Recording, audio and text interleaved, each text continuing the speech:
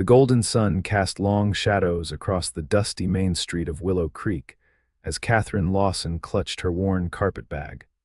Exhaustion etched in the lines around her eyes that belied her 23 years. The stagecoach that had deposited her in this remote corner of Wyoming Territory had already disappeared in a cloud of dust, leaving her alone with nothing but determination, and the letter from her late brother's friend tucked in her pocket. Wyoming Territory, 1878. Katherine had traveled over 1,000 miles from Boston following her brother's death, armed with only a promise of work at the Oakwood Ranch. With no family left and creditors circling what little remained of her father's failed business, she had sold everything to make this journey west. "Miss, you look a mite lost." The voice startled her, deep and warm like honey over gravel. Katherine turned to find herself looking up at a tall man with sun-weathered skin and eyes the color of a summer storm. His broad shoulders filled out a faded work shirt, and the Stetson he removed revealed hair the color of dark walnut. "I'm looking for the Oakwood Ranch," she said, summoning her courage. "I have correspondence with the owner, a Mr. Thomas Oakwood." The man's expression shifted subtly, surprise washing over his features before settling into something more guarded. "I'm Thomas Oakwood, madam, though I don't recall hiring any Katherine Lawson," she interjected, extending the folded letter. "Michael Lawson's sister. You wrote to him about needing a cook and housekeeper. When I received word of his passing, I found your letter and, well, I took the liberty of coming in his stead." Thomas Oakwood studied her face, recognition dawning in his eyes. "Mike's sister. I heard about the mining accident." "I'm powerful sorry for your loss, Miss Lawson. Mike spoke highly of you in his letters." Katherine swallowed the familiar pain that accompanied thoughts of her brother. "Thank you. As I mentioned in my reply, which clearly didn't reach you, I'm quite capable in the kitchen and with household matters." Thomas ran a hand through his hair, clearly weighing his options. "Truth is, Miss Lawson, I was expecting your brother not. Well, the ranch is no place for a city lady. I assure you, Mr. Oakwood, I'm no stranger to hard work, and I have nowhere else to go." The last part slipped out before she could stop it, her voice cracking slightly. Something in Thomas's expression softened. He glanced down at her small carpetbag, then back at her determined face. "2 boys," he said finally. "My sons, 6 and 8. They're a handful, especially since their mama passed 3 years back. The ranch hands get their own meals, but the house is, well, it's not what you'd call tidy." "I understand," Katherine said, relief flooding through her. Thomas nodded once, decisively. "We'll try it for a month. If it doesn't work out, I'll pay your fare to wherever you want to go next." "That's fair," Katherine agreed, extending her hand to seal their arrangement. Thomas looked momentarily surprised by the gesture before taking her hand in his much larger one. The brief contact sent an unexpected warmth up her arm, and she quickly withdrew. "Wagon's over there," he said, gesturing toward a weathered buckboard hitched to 2 sturdy horses. "Ranch is about 8 miles out." The journey to Oakwood Ranch passed largely in silence, with Katherine stealing occasional glances at the stoic rancher beside her.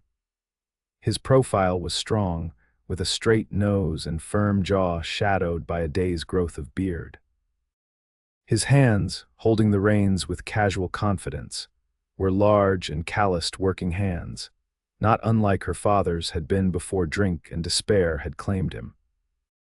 As they crested a small rise, the ranch came into view, a sprawling main house of weathered wood with a wide front porch, surrounded by various outbuildings, corrals, and in the distance, the silhouettes of grazing cattle. "It's beautiful," Katherine said sincerely. "It's home," Thomas replied, a note of pride in his voice. "Built most of it myself after marrying Sarah. Added on as the boys came." A small whirlwind in the form of 2 young boys erupted from the house as the wagon approached. Both had their father's dark hair and rangy build, though the younger one had eyes that must have come from their mother, a warm amber instead of Thomas's stormy gray. "Pa, you're back early," the older boy called out, then stopped short at the sight of Katherine. Thomas pulled the wagon to a halt. "Boys, this here is Miss Lawson. She's come to help with the cooking and such. Miss Lawson, these are my sons Timothy and Toby. You can call me Kate," she offered with a smile. "I'm very pleased to meet you both." The boys regarded her with undisguised curiosity, and Katherine noticed with a pang how their clothes looked, as though they'd been worn for days. The older boy, Timothy, had a tear in his sleeve poorly mended with uneven stitches, while little Toby's shirt was missing a button and had a smudge of what appeared to be jam on the collar. "Are you staying for supper?" Toby asked hopefully. "Miss Lawson is staying with us," Thomas explained, helping her down from the wagon. "She'll be living in the small room off the kitchen." "Do you make pie?" Timothy asked, warming to the idea. Katherine laughed. "I do indeed. Apple is my specialty, but I'm also quite good with cherry." "Ma made cherry pie," Toby said softly, and an awkward silence fell over the group. Thomas cleared his throat. "Tim, help Miss Lawson with her bag. Toby, go tell Mrs. Henderson she can head home now. She won't need to come by any more." As the boys scampered off to their tasks, Thomas turned to Katherine. "Mrs. Henderson from town has been coming out twice a week to do some cooking and washing, but she's getting on in years. The rest of the time, well, we manage." "I see," Katherine said, taking in the yard with its stack of chopped wood, tools leaning against the barn, and a chicken coop in need of repair. The inside of the house told a similar story of a place maintained with masculine practicality rather than feminine touches. The main room was clean enough but Spartan, with a large table, a few mismatched chairs, and a stone fireplace. Practical items filled the shelves: books, a few toys, tools, but there were no decorative touches, no curtains on the windows, no paintings or photographs on the walls. "It's not much," Thomas said, misinterpreting her thoughtful silence, "but the roof doesn't leak and the stove works well enough." "It's a fine home," Katherine assured him. "It just needs a woman's touch." "That's what Mrs. Henderson says," Thomas replied with a hint of a smile. "Kitchen's through here." The kitchen was surprisingly well appointed, with a large iron stove, a pump at the sink, and ample cupboards. A small table sat beneath a window that looked out toward the distant mountains. "My room?" Katherine asked. Thomas led her to a door off the kitchen that opened into a small but clean room with a narrow bed, a chest of drawers, and a small window. "It's where Sarah's mother stayed when she visited," he explained. "Hasn't been used much since." "It's perfect," Katherine said, setting down her carpet bag. "I'll leave you to get settled. Supper's usually around 6, but I reckon you're in charge of that now." Thomas shifted his weight, suddenly awkward. "I should warn you, the boys can be a bit wild. They've been without their mother a while now. Children need structure and love, Mr. Oakwood." "I can provide both." Thomas studied her face as if searching for something. "Call me Thomas," he said finally, "or Tom. Mr. Oakwood makes me feel like my father." "Very well, Thomas, and I prefer Kate to Katherine," he nodded, then left her to unpack her meager belongings. Katherine sat on the edge of the bed, allowing herself a moment of doubt. What had she done, coming to this remote place to live with a widower and his sons? But the alternative, returning to Boston with no prospects, no family, and no future, was unthinkable. She washed her face in the basin, changed into a fresh apron, and set about taking inventory of the kitchen. The pantry was well stocked with basics: flour, sugar, coffee, beans, and preserves, but lacked fresh vegetables. A side of bacon hung from a hook, and a cold box contained butter and eggs. By the time 6 o'clock approached, Katherine had prepared a simple but hearty meal of fried chicken, biscuits, and gravy, using what she had on hand. The tantalizing smells drew the boys to the kitchen like moths to a flame. "Smells good," Timothy declared, peering into a pot on the stove. "Wash up first," Katherine instructed, pointing to the basin. The boys exchanged glances but complied without argument. Thomas appeared in the doorway, freshly washed and in a clean shirt, his hair still damp. "Something smells mighty fine," he said, an appreciative look on his face. "Nothing fancy, I'm afraid, but filling," Katherine replied, pleased by his approval. The meal passed pleasantly, with the boys gradually warming to Katherine, asking questions about Boston and her journey west. Thomas said little but ate heartily, his eyes occasionally meeting hers across the table with an expression she couldn't quite decipher. After supper, as Katherine cleared the dishes, Thomas took the boys outside for their evening chores. When they returned, Timothy and Toby sat at the table to practice their letters in a worn primer while Thomas went to his small office to work on the ranch accounts. Katherine observed the family's routine, noting the practical but somewhat Spartan nature of their lives. The boys were well behaved enough but clearly in need of consistent attention. Their clothes especially troubled her, not just worn, but poorly mended, with buttons missing and seams coming undone. Later, after the boys had been sent to wash up for bed, Katherine approached Thomas as he sat by the fire, reading a newspaper. "I notice the boys' clothes are in need of repair," she said. "If you have any mending supplies, I'd be happy to take care of it." Thomas looked up, a shadow of embarrassment crossing his features. "Sarah was the one who handled all that. I'm afraid my attempts at sewing aren't worth much.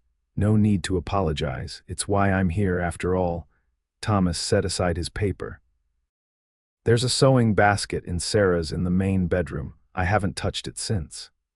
"Well, you're welcome to use whatever's in there." Katherine nodded, understanding the unspoken grief in his words. "Thank you. I'll check on it tomorrow." "The boys only have the 2 shirts each," Thomas added. "Makes washing day a challenge. I'll see what I can do about that as well," Katherine promised. "Good night, Thomas." "Good night, Kate." As she returned to her small room, Katherine found herself thinking about the quiet rancher and his motherless sons. There was a sadness in Thomas that went beyond the normal grief of widowhood, something deeper, almost like guilt. But beneath that, she sensed a good man doing his best in difficult circumstances. The following days fell into a rhythm. Katherine rose before dawn to prepare breakfast for Thomas and the ranch hands, 4 weathered men who treated her with awkward courtesy. After Thomas and the men rode out to tend the cattle, Katherine focused on bringing order to the house while the boys attended to their morning chores. To her surprise, Timothy and Toby were helpful and eager to please, though their idea of clean left much to be desired. They told her stories about their mother, how she had taught them to identify birds, how she had sung while she worked, how she had fallen ill during a harsh winter and never recovered.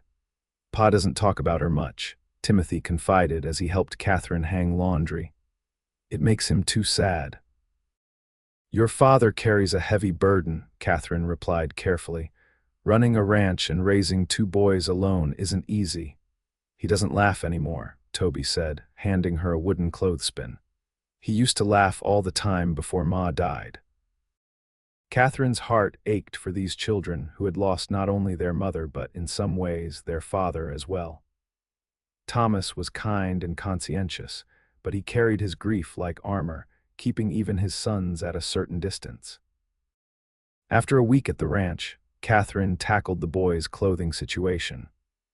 She found Sarah's sewing basket exactly where Thomas had said, untouched in the main bedroom, a room he now rarely used, preferring to sleep on a cot in his small office.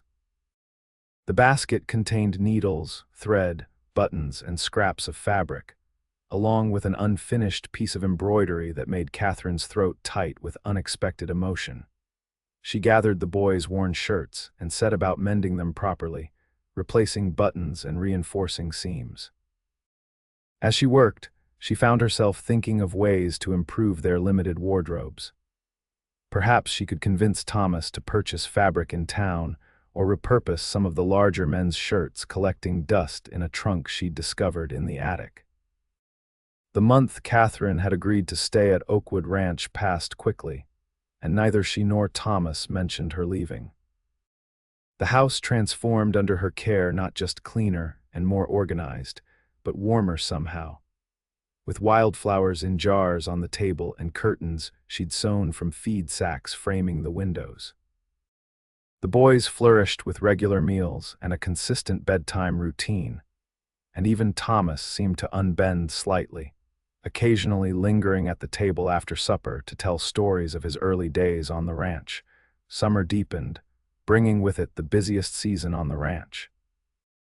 Katherine now rose before the sun to prepare substantial breakfasts for Thomas and his men, who would be working from dawn until dusk during the cattle drive. The boys, excited by the increased activity, begged to be allowed to help. "Not this year," Thomas told them firmly. "You're still too young for the drive." "But Pa, I'm almost 9, Timothy protested. "Johnny Wilson gets to go with his pa and he's my age." "Johnny Wilson's pa is a fool," Thomas replied flatly. "You'll stay here and help Miss Kate." The boys sulked, but eventually accepted their father's decision. Katherine privately agreed with Thomas the cattle drive was dangerous work, not suitable for children, but she sympathized with the boys' desire to prove themselves to their father. "Your father wants to protect you because he loves you," she told them as they helped her prepare provisions for the men to take on the drive. "There will be plenty of time for cattle drives when you're older." The morning the men were to leave, Katherine rose especially early to prepare a hearty breakfast. As she worked in the pre-dawn darkness, she heard a soft sound from the main room. Peering out, she saw Thomas sitting by the cold fireplace, staring at a small photograph in his hands. She hesitated, not wanting to intrude on his privacy, but he looked up and saw her. "Sarah," he said simply, holding up the photograph. "Taken just after Toby was born." Katherine moved closer, drawn by the rare moment of openness. The woman in the photograph was lovely, with delicate features and light hair pinned up in a style already a few years out of date. She held a baby in her arms and smiled at the camera with unmistakable happiness. "She was beautiful," Katherine said softly. "Yes." Thomas's voice was rough with emotion. "She wanted a big family. After Toby came, we talked about having more, then the fever took her and—" He trailed off, his thumb gently tracing the outline of his wife's face. "I'm sorry," Katherine said, feeling inadequate in the face of such raw grief. Thomas carefully tucked the photograph into his shirt pocket. "I promised the boys I'd keep their mother alive in their hearts, but sometimes it's hard to talk about her without." He cleared his throat. "You've been good for them, Kate. They smile more since you came." "They're wonderful boys," she said sincerely. "You've raised them well." Thomas shook his head. "I've done my best, but they need more than I can give them." Before Katherine could respond, the ranch hands began arriving for breakfast, and the moment was lost in the bustle of preparation for the drive. As Thomas mounted his horse to leave, he lingered for a moment, looking back at Katherine and the boys standing on the porch. "Take care of each other," he said, his eyes meeting Katherine's with an intensity that made her heart skip a beat. "We will," she promised. "Be safe, Thomas." With the men gone, the ranch seemed eerily quiet. Katherine kept the boys busy with chores and lessons, trying to maintain their routine despite their father's absence. At night, they insisted she tell them stories about far-off places she had read about in books. "Pa says you're real smart," Toby declared one evening as she tucked him into bed. "Does he?" Katherine asked, surprised. "Uh-huh. He told Mr. Jenkins you know more about books than anybody he ever met." Katherine smiled, oddly pleased by this second-hand compliment. "Your father is too kind. Are you going to stay with us forever?" Toby asked suddenly, his amber eyes serious in the lamplight. The question caught Katherine off guard. I'm here as long as your father needs my help," she said carefully. "But we need you," Timothy said from his bed across the room. "Pa needs you too, he's not so sad anymore." Katherine smoothed Timothy's dark hair back from his forehead. "That's because he has you two fine boys. Now, sleep tight, we have a busy day tomorrow." As she left the boys' room, Katherine found herself troubled by Timothy's words. Had she inadvertently given the children false hope? She was their housekeeper, not a replacement for their mother. And while she had grown fond of them, and, if she were honest with herself, of their father as well, she had no illusions about her place at Oakwood Ranch. The cattle drive was expected to take 2 weeks, but a sudden thunderstorm on the 10th day sent one of the ranch hands riding back to the ranch with news that they would be delayed. The storm had scattered some of the cattle, and it would take time to round them up. Is Pa all right? Timothy demanded, his young face tight with worry. Your pa's fine, the ranch hand assured him. Toughest man I know, just wanted to let you folks know not to worry if we're a few days late. That night, another storm rolled in, even more violent than the one that had delayed the drive. Lightning split the sky, and thunder rattled the windows as rain lashed against the house. The boys, frightened by the storm, ended up in Katherine's small bed, one on either side of her as she read aloud from a book of adventure tales to distract them. Ma was scared of storms, Toby confided during a lull in the thunder. Pa always held her hand. Katherine squeezed the small hand in hers. Sometimes the things that frighten us aren't as scary when we face them together. The storm raged throughout the night and into the next day. Streams overflowed their banks, and the path to town was washed out in places. Katherine worried about Thomas and the men, exposed to the elements with only their slickers for protection. 3 days later than expected, they finally returned. Soaked to the skin and exhausted but successful, they had lost only a few head of cattle, and the buyer in Cheyenne had paid a fair price. Thomas's face was drawn with fatigue, but he smiled when his sons ran to greet him, lifting Toby into his arms despite his obvious exhaustion. You look like you need a hot meal and a warm bed, Katherine observed, taking in Thomas's bedraggled appearance. A bath wouldn't go amiss either, he admitted with a rueful smile. I reckon I smell worse than the cattle. Katherine prepared a hot bath for him in the washroom off the kitchen, setting out clean clothes and towels. While he bathed, she served the other men their supper in the bunkhouse, then returned to find Thomas sitting at the kitchen table in clean clothes, his damp hair combed back from his forehead. He looked younger somehow, the lines of strain momentarily erased from his face. The boys are asleep, he told her. Fell asleep right in the middle of telling me about some rabbit they've been trying to catch. They've missed you terribly, Katherine said, setting a plate of hot food before him. They were worried during the storm. Thomas nodded, a shadow crossing his face. I worried about them too, about you all. The simple inclusion sent a warm current through Katherine's chest. She busied herself at the stove, not trusting herself to look at him. The drive went well, despite the weather, Thomas said between bites. Got a good price for the herd, enough to see us through the winter and then some. I'm glad, Katherine said, finally turning to face him. You work so hard for this place. It's all for the boys, Thomas said, his gaze drifting toward the closed door of his son's bedroom.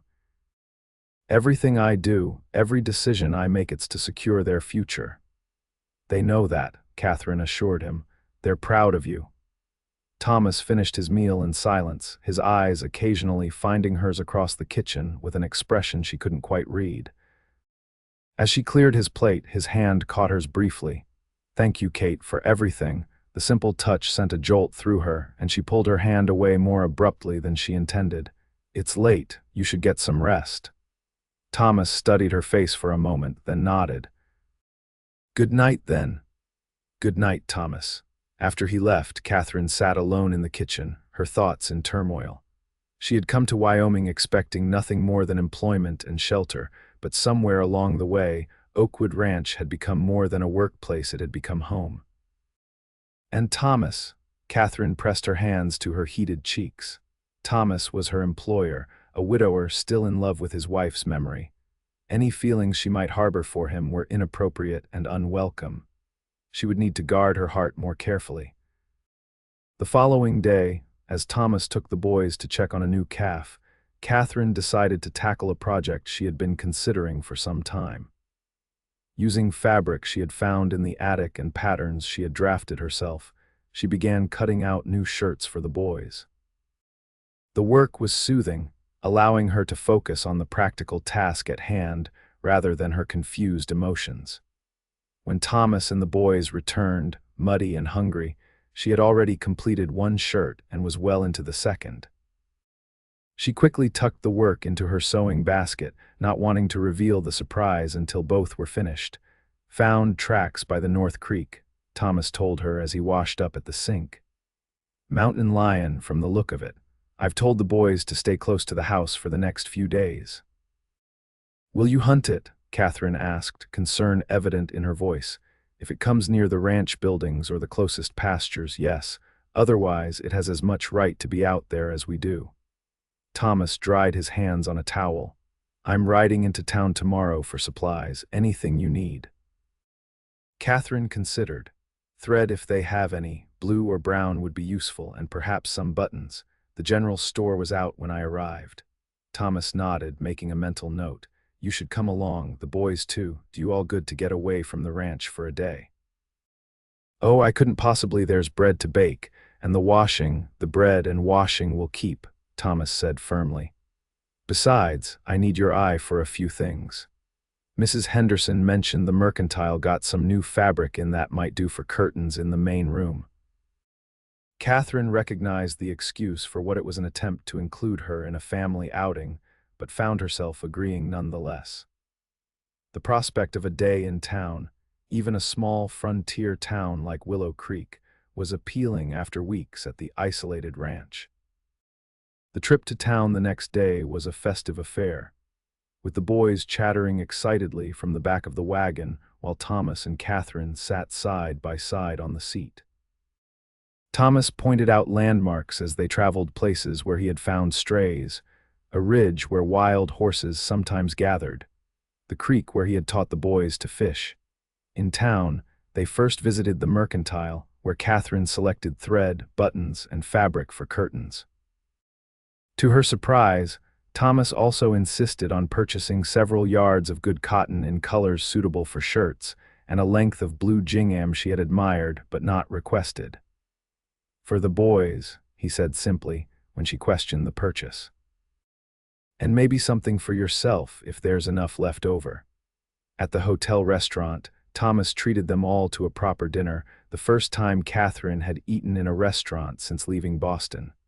The proprietor's wife, a friendly woman named Mrs. Wilson, greeted Thomas warmly and made a fuss over the boys. "And this must be the Miss Lawson I've heard so much about," Mrs. Wilson said, turning to Katherine with open curiosity. "Kate's our housekeeper," Toby announced proudly. "She makes the best apple pie in Wyoming Territory." "Is that so?" Mrs. Wilson's eyes twinkled as she looked from Katherine to Thomas. "Well, Tom Oakwood, you're a lucky man to find such a treasure.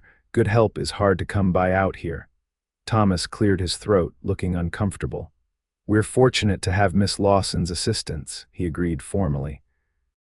Katherine felt her cheeks warm under Mrs. Wilson's knowing gaze. The woman clearly thought there was more between them than an employer-employee relationship, and Katherine was mortified at the implication. After dinner, while Thomas took the boys to the barbershop for much-needed haircuts, Katherine browsed the small selection of books at the mercantile. She was examining a volume of poetry when the bell over the door jingled, and a woman entered, tall, elegantly dressed, and strikingly beautiful. "Is Mr. Peterson in?" the woman asked the clerk in a cultured voice that immediately identified her as not local. "In the back, Miss Clayton. Shall I fetch him for you?" "Please do." While the clerk went to find the proprietor, the woman glanced around the store, her gaze landing on Katherine. After a moment's assessment, she approached with a friendly smile. "You must be new in town. I'm Victoria Clayton. My father owns the Clayton Mining Company." "Katherine Lawson," she replied, a bit taken aback by the woman's direct approach. "I work at Oakwood Ranch." Recognition flashed in Victoria's eyes. "Tom Oakwood's place. How interesting. I've known Tom for years. His late wife Sarah was a dear friend of mine." Before Katherine could respond, the door opened again, and Thomas entered with the boys, who now sported neat haircuts and freshly scrubbed faces. "Victoria," Thomas said, his tone careful but cordial. "I didn't know you were back from Denver." "Just returned yesterday," Victoria replied, moving toward Thomas with a warm smile. "And who are these handsome young men? Surely not little Timothy and Toby. You've grown so tall." The boys mumbled shy greetings, clearly uncomfortable with the glamorous woman's attention. Thomas's eyes moved from Victoria to Katherine, and something in his expression made Katherine feel oddly defensive. "Miss Lawson is our housekeeper," Thomas explained to Victoria. "She came to us from Boston earlier this summer." "How fortunate for you all," Victoria said, her smile never wavering though her eyes assessed Katherine more carefully. "A ranch is no place for motherless children without a woman's touch." The conversation that followed was painfully stilted, with Victoria making thinly veiled references to her long association with the Oakwood family, while Katherine stood awkwardly by. When Victoria finally took her leave, promising to call at the ranch soon, Katherine felt drained from the encounter. "Miss Clayton seems familiar with your family," she observed carefully as they loaded their purchases into the wagon. Thomas's jaw tightened. Victoria's father and mine did business together. She and Sarah were friends of a sort, though Sarah was several years younger. He offered no further explanation, and Katherine didn't press. But as they drove back to the ranch, she found herself wondering about the beautiful Victoria Clayton and her obvious interest in Thomas. That night, after the boys were asleep, Katherine worked by lamplight in her room, finishing the shirts she had started. The familiar rhythm of needle and thread soothed her troubled thoughts. Whatever Thomas's past with Victoria Clayton might be, it was none of her concern. She was here to care for his home and children, nothing more. The next morning, Katherine presented the boys with their new shirts, earning delighted exclamations and enthusiastic hugs that made her eyes sting with unexpected tears. "They're just like Pa's," Toby exclaimed, holding his shirt against his chest to check the fit. "These are fine work, Kate," Thomas said, examining the neat stitching and perfectly matched seams. "You've put Mrs. Henderson's mending to shame." "It was no trouble," Katherine said, though in truth she had stayed up past midnight to finish them. The boys needed more than 2 shirts apiece. "Try them on," Thomas encouraged his sons. "Show Miss Kate how handsome you look." The boys scampered off to change, leaving Thomas and Katherine alone in the kitchen. Thomas cleared his throat, seeming uncharacteristically hesitant. "About yesterday in town." "Victoria Clayton, you don't owe me any explanations," Katherine interrupted quickly. "Maybe not, but I'd like to give you one anyway." Thomas's gray eyes held her steadily. "Victoria's father wanted a match between us, even before Sarah and I met. Victoria herself seemed to share that wish. But I never felt for her what I felt for Sarah from the moment we met." Katherine nodded, not trusting herself to speak. "After Sarah died," Thomas continued, "Victoria was attentive, brought food, offered to help with the boys. I appreciated her kindness, but it wasn't what you wanted," Katherine finished softly. "No," Thomas's gaze was direct, unwavering.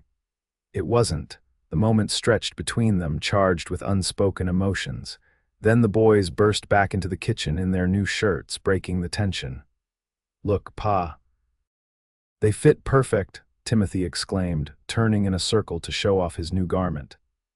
"Very handsome," Thomas agreed, his eyes still on Katherine's face. The encounter with Victoria Clayton had an unexpected effect on life at Oakwood Ranch. Thomas, who had always maintained a certain reserve with Katherine, became more open, sharing stories of his early days on the ranch and his dreams for its future. The boys, too, seemed to sense a shift, including Katherine more readily in their games and confidences.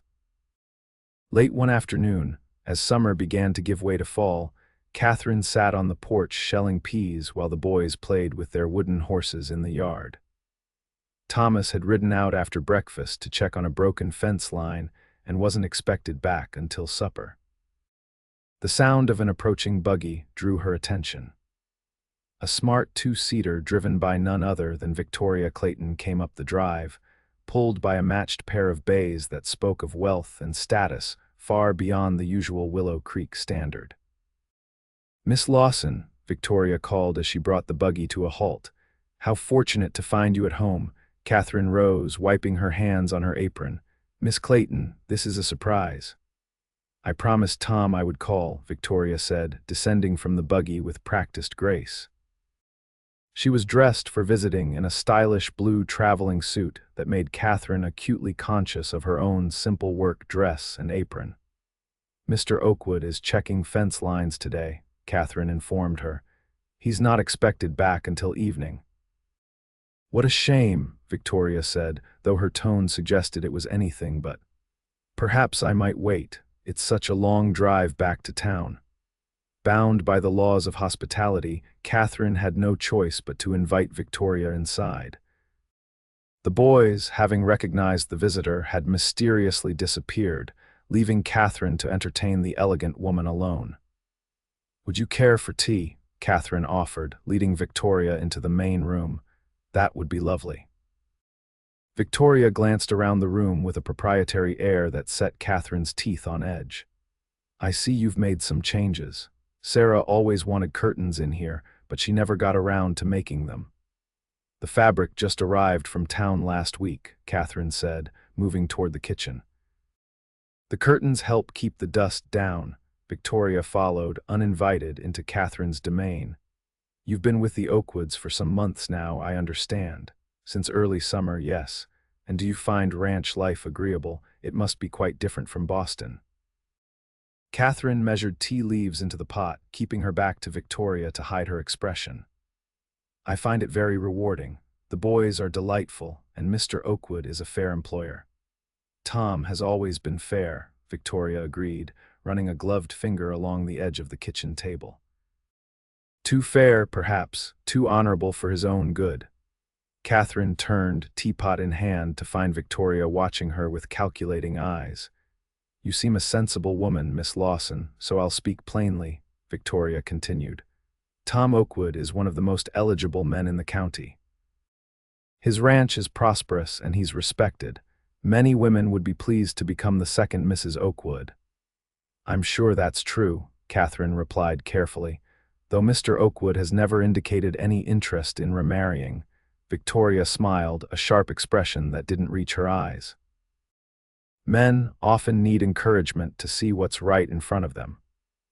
But Tom deserves a wife who can enhance his standing in the community, someone who understands the social responsibilities that come with his position."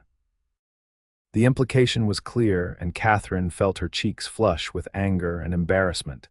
"Mr. Oakwood's personal life is his own concern, Miss Clayton, and mine is certainly not yours." "I'm merely concerned for the boys," Victoria said smoothly.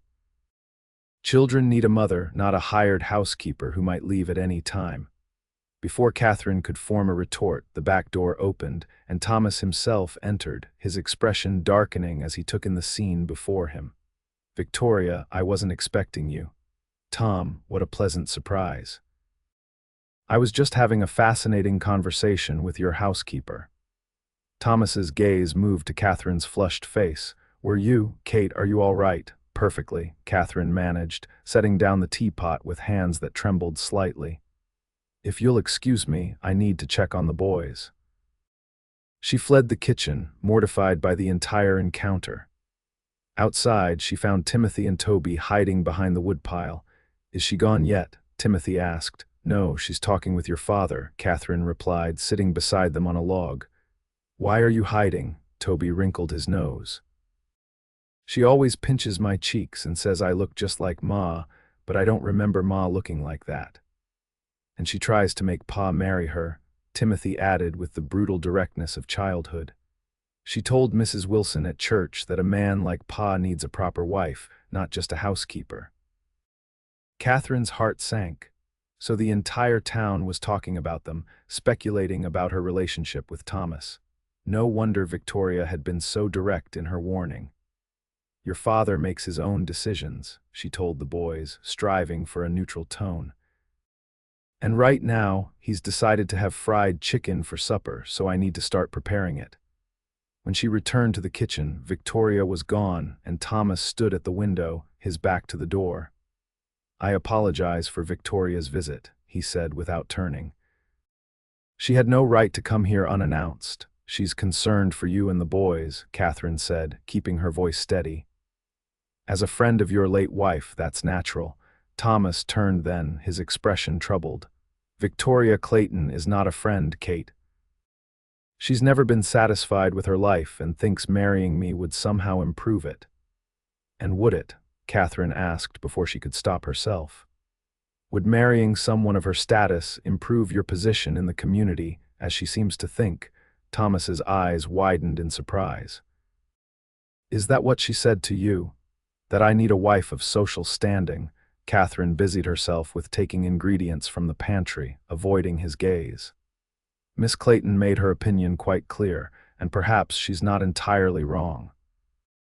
The boys do need a mother, and you, what I need, Thomas interrupted, moving closer, is not Victoria Clayton's idea of a suitable wife.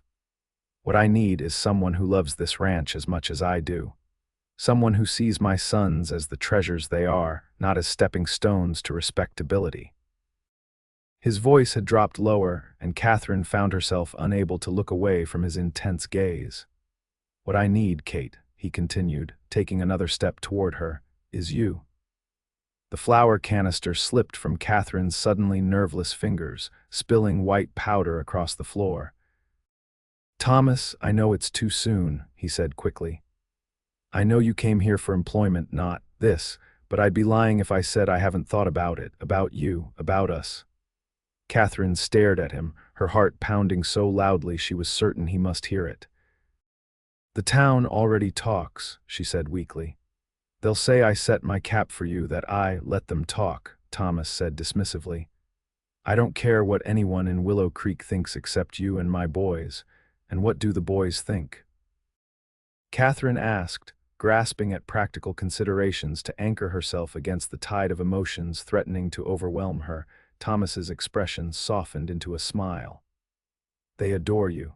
Timothy asked me last week if you were going to be their new mother. I told him that was up to you. Thomas, Katherine took a deep breath. I care for you and the boys more than I should admit, but marriage is a serious step and we've known each other such a short time. I'm not asking for an answer today, Thomas assured her, reaching out to take her hand. Just think about it. About staying, not as our housekeeper, but as part of our family. As my wife. The warmth of his hand around her sent a thrill up her arm, and Katherine found herself nodding. I'll think about it, she promised.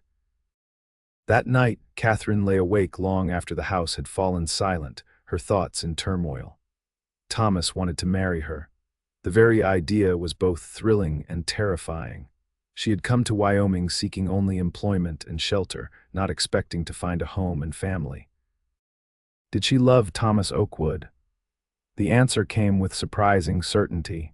Yes. She loved his quiet strength, his devotion to his sons, the gentleness that belied his rugged exterior.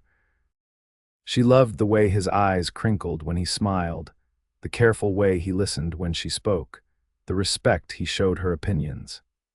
And the boys, she had come to love them as if they were her own, taking fierce pride in their accomplishments and comfort in their affection. The thought of leaving them was painful beyond words, but could she be what Thomas needed in a wife? Could she manage a ranch, raise his sons, stand beside him through the hardships of frontier life? Katherine had no illusions about the difficulties of the life he offered. It would mean hard work, isolation, and challenges she could scarcely imagine. Yet as she considered returning to Boston, to a life of genteel poverty or employment in someone else's home, she knew there was no real choice. Her heart was here now, at Oakwood Ranch with Thomas and his sons. The following days passed in a strange, charged atmosphere. Thomas was careful not to press her for an answer, but his eyes followed her movements with undisguised hope. The boys, sensing something important was happening, were unusually well behaved, as if afraid to disrupt whatever delicate balance existed between the adults. On Sunday, Thomas suggested they all attend church in town. Katherine, knowing they would face the scrutiny of the entire community, agreed with trepidation. She wore her best dress, a simple blue cotton that she had carefully maintained since her journey west, and helped the boys into their Sunday clothes, including the new shirts she had made. You look pretty, Miss Kate, Toby said solemnly as she pinned her hair up. "Thank you, Toby. You look very handsome yourself." The church was nearly full when they arrived, and Katherine was acutely aware of the curious glances as Thomas led them to a pew near the front. Victoria Clayton sat across the aisle with her father, her sharp gaze taking in their family group with obvious displeasure. After the service, as they stood in the churchyard, Mrs. Wilson approached with several other women from the congregation. "Miss Lawson, we're so pleased you could join us today," Mrs. Wilson said warmly. "The boys look so well turned out. Those shirts are beautifully made." "Thank you," Katherine replied, feeling Thomas's reassuring presence beside her. "I enjoy sewing for them." "Miss Lawson has many talents," Thomas said, his voice carrying clearly in the quiet churchyard. "Which is why I've asked her to become my wife." A stunned silence fell over the group. Katherine's face flamed as all eyes turned to her. "And have you accepted, my dear Mrs. Wilson asked, breaking the silence. Katherine looked up at Thomas, saw the love and hope in his eyes, and found her courage. "I have," she said, her voice steady despite her racing heart. The women erupted in exclamations of delight and congratulations, while across the churchyard, Victoria Clayton turned on her heel and stalked away. "You might have warned me," Katherine murmured to Thomas as they were surrounded by well-wishers. "Would you have agreed to come if I had?" He asked, his eyes twinkling with mischief. "Probably not," she admitted. "That's what I thought." Thomas's hand found hers, squeezing gently. "No regrets." Katherine looked at his dear face, then at the boys who were already being congratulated on their soon-to-be mother, and smiled. "None at all." They were married 2 weeks later in the same church, with Timothy and Toby standing proudly beside their father. Katherine wore a simple cream-colored dress that Mrs. Wilson had helped her make, with lace salvaged from her mother's wedding gown that she had carried west in her carpet bag. The reception was held at the ranch, with neighbors bringing dishes to share, and the bunkhouse cook preparing a wedding feast that would be talked about for months to come. Even Victoria Clayton attended, though she left early, her congratulations notably stiff. That evening, after the last guest had departed, and the boys had finally been persuaded to go to sleep despite their excitement, Thomas led Katherine to the main bedroom, Sarah's bedroom, which Katherine had never slept in during her time at the ranch. "I've moved Sarah's things to a trunk in the attic," Thomas told her as he opened the door. "The boys should have something of their mother's when they are older, but this room is yours now, ours." The room had been transformed. The old furnishings remained, but the bedding was new, a wedding gift from the women of the church, and vases of late summer wildflowers stood on every surface, filling the room with their sweet fragrance. "It's lovely," Katherine said, emotion tightening her throat. Thomas turned to her, taking both her hands in his. "I want you to know something, Kate. I loved Sarah. I always will, as the mother of my children, but what I feel for you is different, new, a second chance I never thought to have." "I would never ask you to forget her," Katherine said softly. "I know." Thomas raised one hand to cup her cheek. "That's one of the reasons I love you." Their first kiss as husband and wife was tender, a promise of the life they would build together. Katherine melted into Thomas's embrace, all doubts forgotten in the certainty of his love.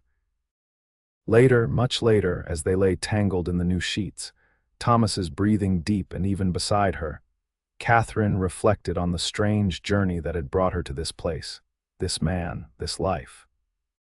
From a desperate young woman with nothing but a carpet bag and a letter, to the mistress of Oakwood Ranch and mother to 2 wonderful boys, it was more than she had ever dared to hope for. The peace of the moment was shattered by a small voice at the door. "Pa, Miss Kate." Toby called, his voice tremulous. "I had a bad dream." Before Katherine could react, Thomas was already rising, pulling on his trousers and moving to open the door. Toby stood in his nightshirt, tear tracks on his round cheeks.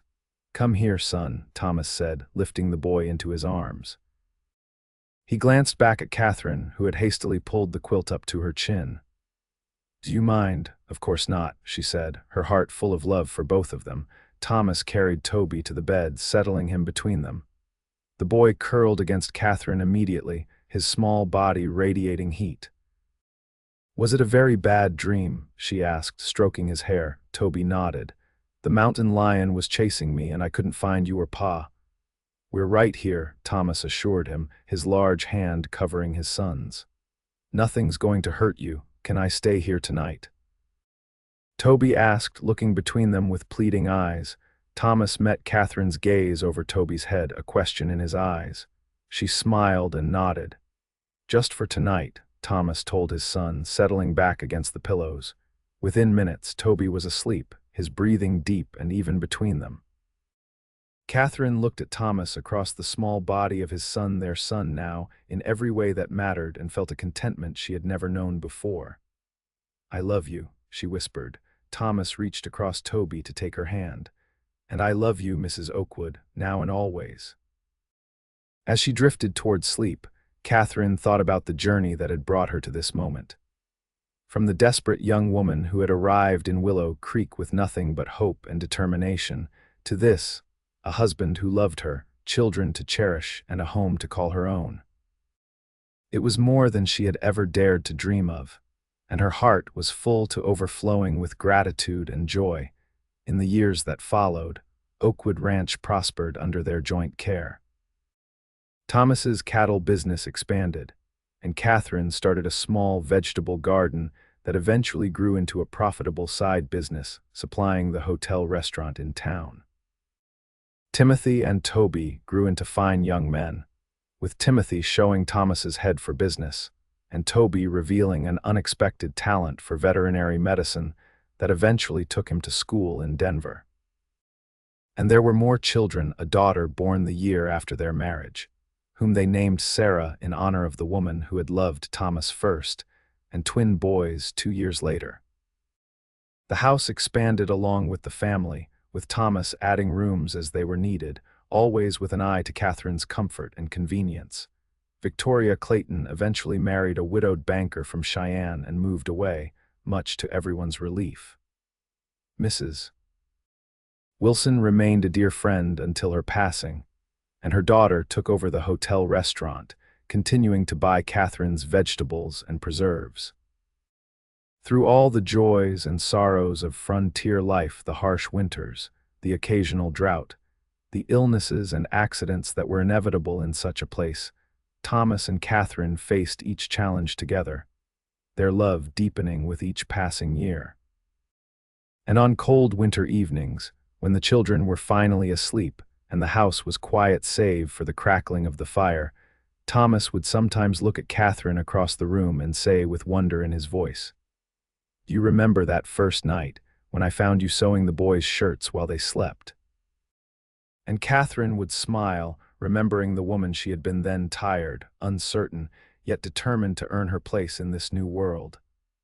"I never imagined where those simple stitches would lead," she would reply. "To where we were always meant to be," Thomas would say, taking her hand in his.